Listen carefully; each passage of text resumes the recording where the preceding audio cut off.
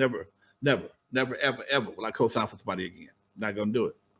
Okay. Hell no. I've been asked multiple times, and I got excellent credit. I'm not gonna do it because now you put yourself on the hook. If they don't do it, now you got to do it. And I made the mistake of not so much co-signing, but allowing people to be on my phone plan. When I had Nextel phones, I had like 9, 10 Nextel phones. Everybody worked for my company had a Nextel phone with the understanding I'm gonna give you your money. Shit.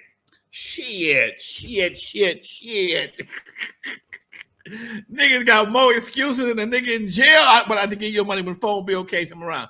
I paid too many $600, $700 phone bills waiting on somebody to get paid on the 15th or the 1st just to find out that shit, you ain't got no money nowhere. You ain't got a job. Because back in the day, they would give you a cell phone like it wasn't shit. If you had a business, you could get 8, 9 phones. Like it wasn't shit. So that right there was a lesson I learned, and I will never make that mistake again. But I also learned a lesson a long time ago that when somebody says something to you, especially something that goes on the internet, you have to have some place somewhere to refute that shit. If not, that shit will become etched in stone in the minds of the less informed and the AI, non-resistant AI enthusiast.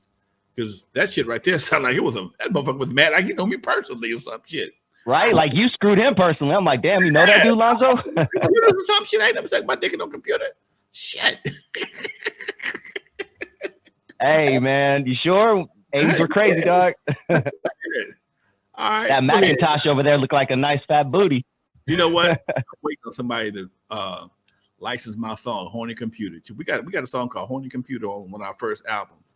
That's gonna be some shit right there. Anyway, go ahead. We got the song called Horny Computer. Yeah. Hey, real quick, we can't go over that. Go ahead. Sorry, because was it a take on Computer Love? I'm assuming. That's exactly what it was. It was Horny Computer, a take on Computer Love. It was an up-tempo song called Horny Computer, and it was all vocoder.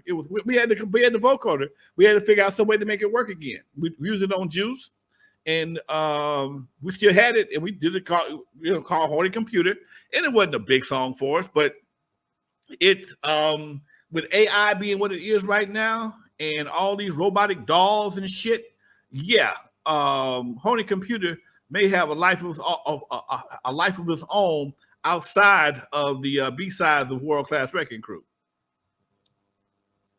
I'm looking at it right now. Horny Computer. Damn. That's hilarious, man.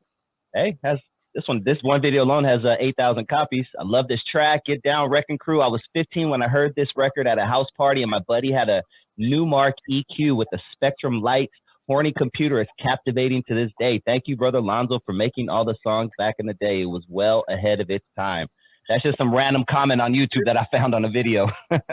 So and here's something, even in the AI, the one thing they got right, this whole damn scenario, was the music shifted. The music shifted. And we were making computer shit in 87, 88, and focused on some gangster shit. And it didn't only affect us, it affected everybody that was anything that wasn't gangster by 1990 or by 1990, shit, it was pretty much old school by then.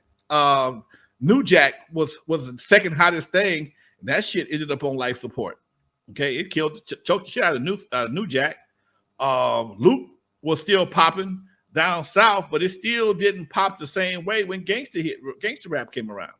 And it was a different kind of groove. The world had been introduced to something else, and everything got whacked real quick. Shit, go ahead.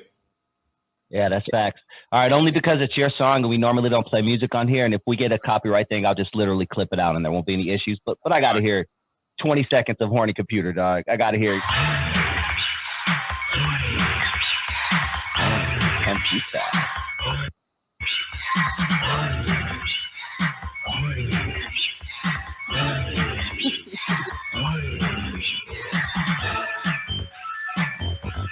That is a 7-minute song. Damn, y'all made some long songs back then. Dude, we was on some George Clinton shit. All our songs were like shit. 7, 8 minutes long. Lover's like 7 minutes long. Lover's was 7 minutes. Horny Computer was like maybe 8. We only had 7 songs for the whole album. On the first World Class album, but again, we're thinking as DJs. Everybody was a DJ. Everybody in the crew was a DJ. So we thinking on the long intros for the mix. Okay, same thing on the outros. We vamping like a motherfucker. Everything was very repetitive back then. We did the same shit for damn near 2 minutes just on the intro. Okay, same thing on the way out.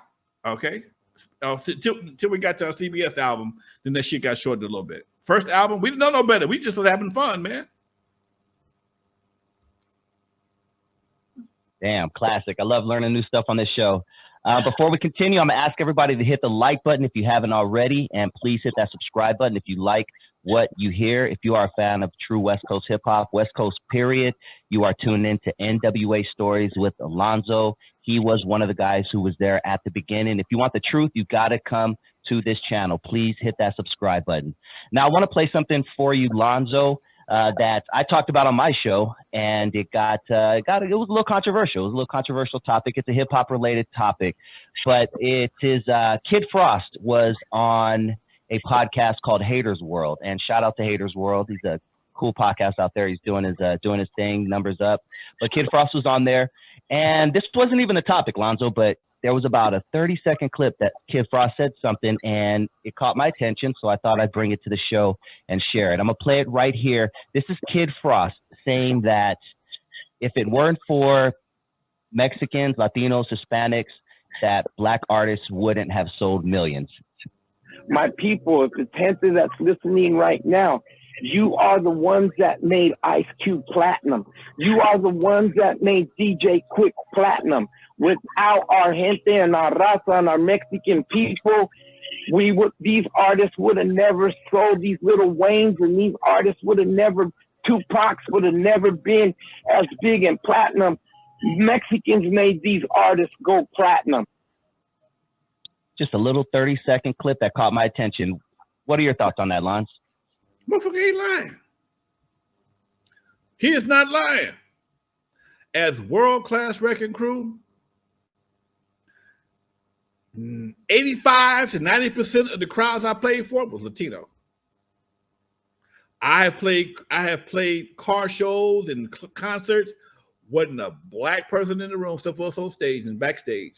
Okay, Latinos have a loyalty to their music that's can't be shaken by nobody. Okay, right now, if I go to a car show, I'm gonna get more love in the car show than I would in the mall. Okay, if they put me on